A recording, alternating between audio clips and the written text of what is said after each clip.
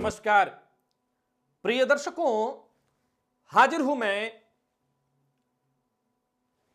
जन्म कुंडली से संबंधित जन्म कुंडली में शनि और राहु की युति से संबंधित कुछ विशेष विचारणीय ज्योतिषीय तथ्य लेकर।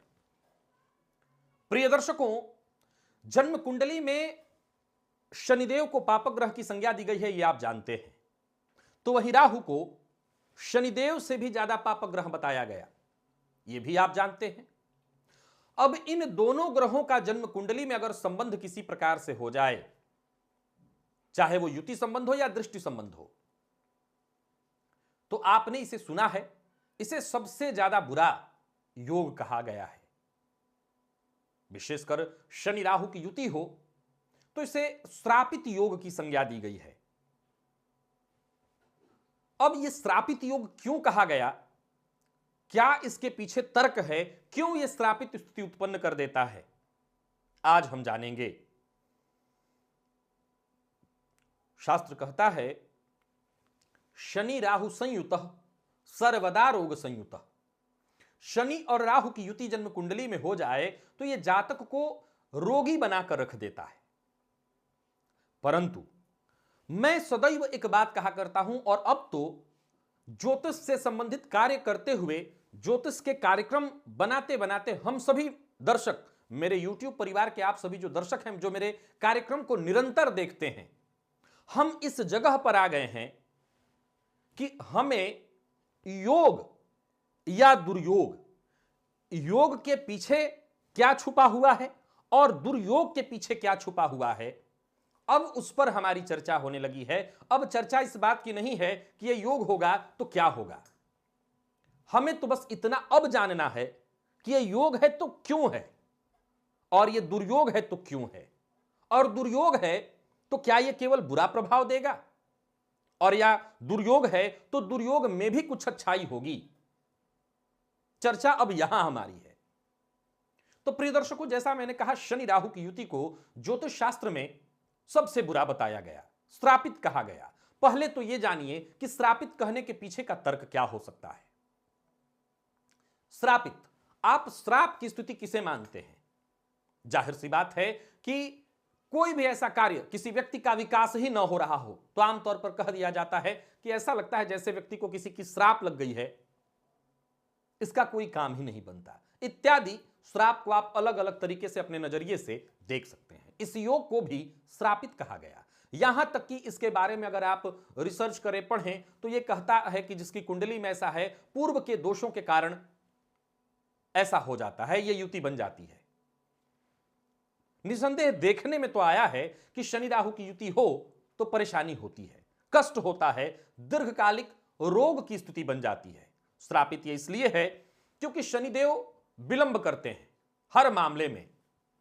राहु उनके साथ अगर जाएंगे तो राहु छाया ग्रह है, स्वयं पापग्रह परंतु छाया ग्रह, और जिसके साथ बैठेंगे, जिसकी युति में बैठेंगे, उसी तरह का प्रभाव बना लेंगे तो वो और ज्यादा पापग्रह बन जाएंगे, तो फिर और बुरी स्थिति।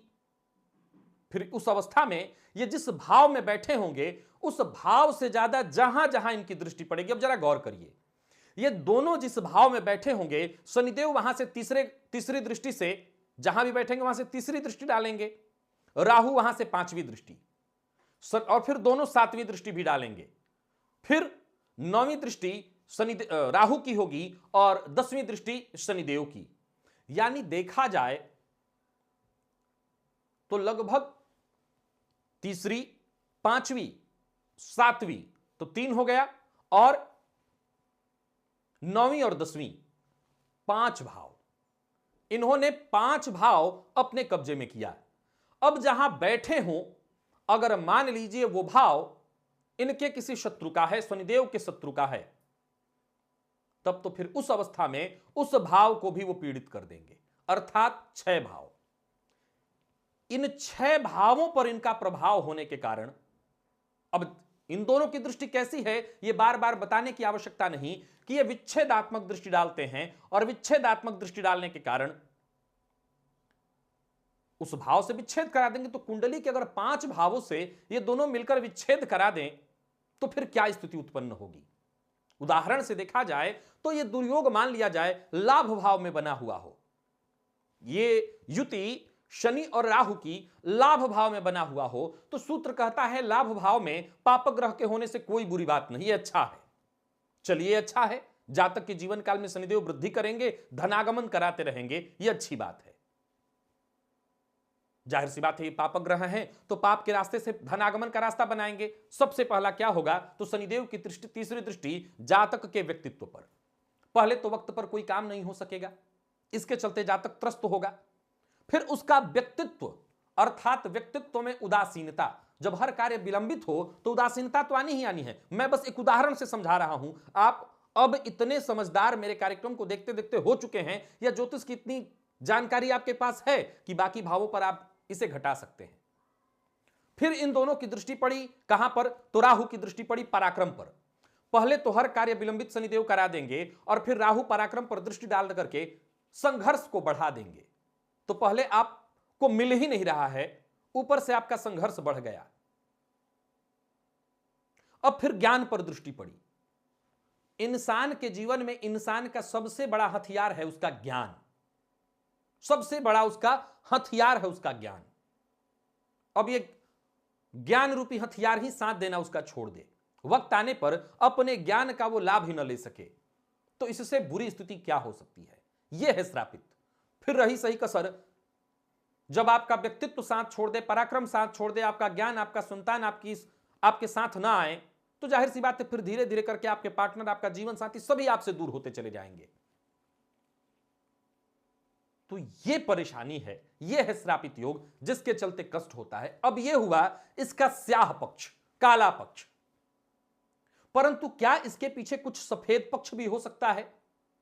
कुछ ऐसा भी हो सकता है कि इस दुर्योग से भी कुछ लाभ मिलता हो? जवाब है हां। मैंने बहुत सारी ऐसी कुंडलियां देखी जिन कुंडलियों में यह योग है, और वो लोग कोई बड़े पद पर भी हैं, बहुत बड़े बड़े पद पर हैं।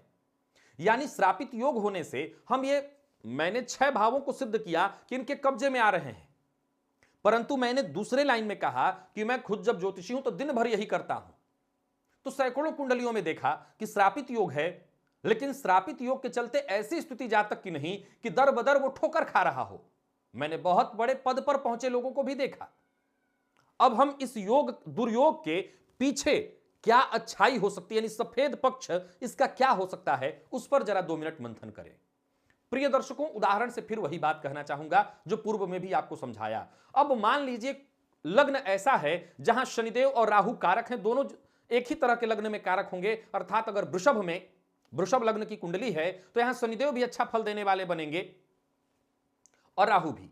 अब उदाहरण से समझिए कि वृषभ लग्न की कुंडली हुई, मिथुन लग्न की कुंडली हुई। आज जरा सतर्क और सावधान रहेगा क्योंकि अब चर्चा मेष पर भी करूंगा।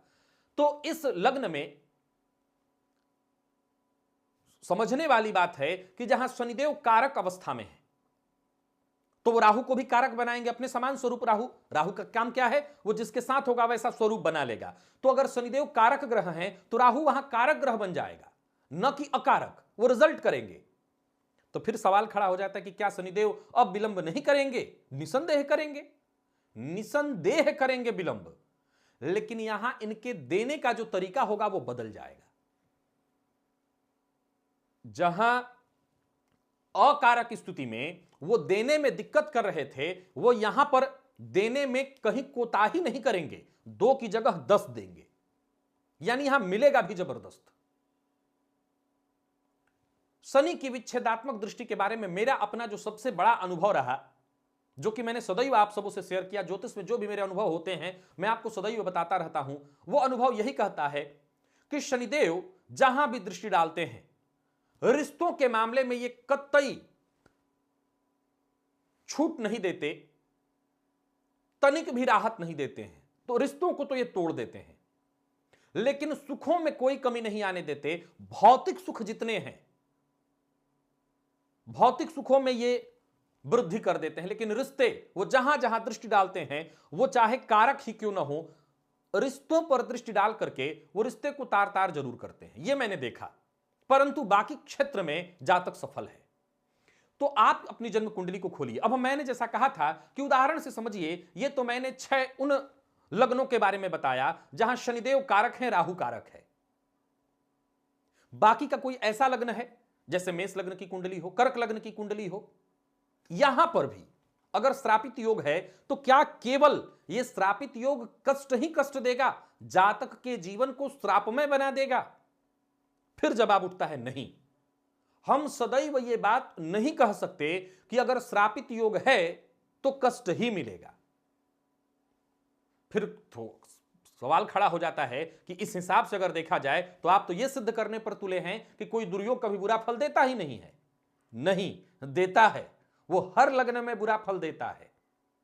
दुर्योग हर लग्न में बुरा फल देगा, अपना काम वो करेगा ही करेगा। लेकिन मैंने क्या कहा था कि कभी भी सिक्के का एक पहलू नहीं हो सकता, सिक्के के दो पहलू ही होंगे।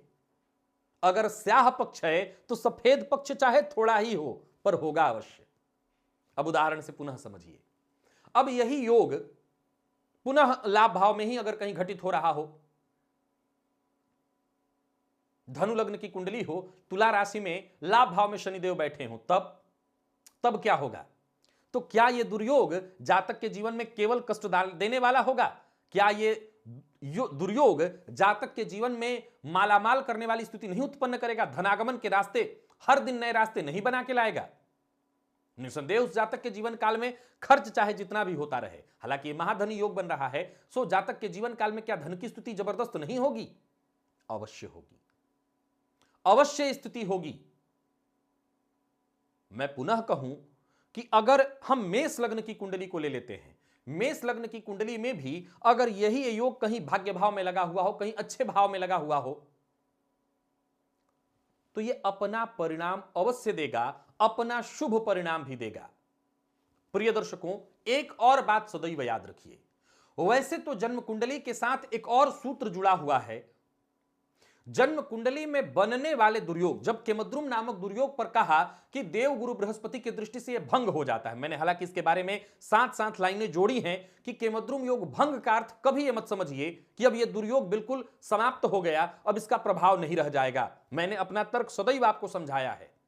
तो वैसे ही इन दुर्योगों की भी चर्चा कर लीजिए। प्रायः इस योग को लेकर के लोग बेहद घबरा जाते हैं कि मेरी जन्म कुंडली में यह दुर्योग है, क्या मैं अपने जीवन काल में अब कुछ भी नहीं पा सकूंगा? तो एक सूत्र और भी याद रखिए, अगर आपकी जन्म कुंडली में कोई बहुत बड़ा दुर्योग, जैसे यही योग है शनि राहु की युति, इसे सबसे बड़े दुर्योग के रूप में आप गिनिए, परंतु इस पर अगर गुरुदेव की दृष्टि पड़ जाए, देव गुरु बृहस्पति अपनी दृष्टि डालें, तो निसंदेह इस दुर्योग के प्रभाव में, दुष्प्रभाव में, दुर्योग के दुष्प्रभाव में कमी आ जाएगी। लेकिन हमेशा याद रखिएगा, मेरा अपना खुद का अनुभव कि मैंने कई ऐसे बड़े लोगों की कुंडलियों में इस श्रापित योग को देखा। आपकी जन्म कुंडली में है तो इसका यह मतलब कतई न निकालिए कि अब आप अपने जीवन काल में कभी कुछ हासिल ही नहीं कर सकते, कुछ पाएंगे ही नहीं। अगर ऐसा कोई विचार आपके मन में है तो आप इस विचार को अभी के अभी निकाल दीजिए। आशा करता हूं शनि राहु के संबंध को लेकर के अगर आपके भी मन में डर था, उस डर को दूर करने का जो मैंने प्रयत्न किया है उसमें मैं सफल रहूंगा। आज के लिए बस इतना ही, इजाजत दीजिए, पुनः मुलाकात होगी। तब तक के लिए नमस्कार।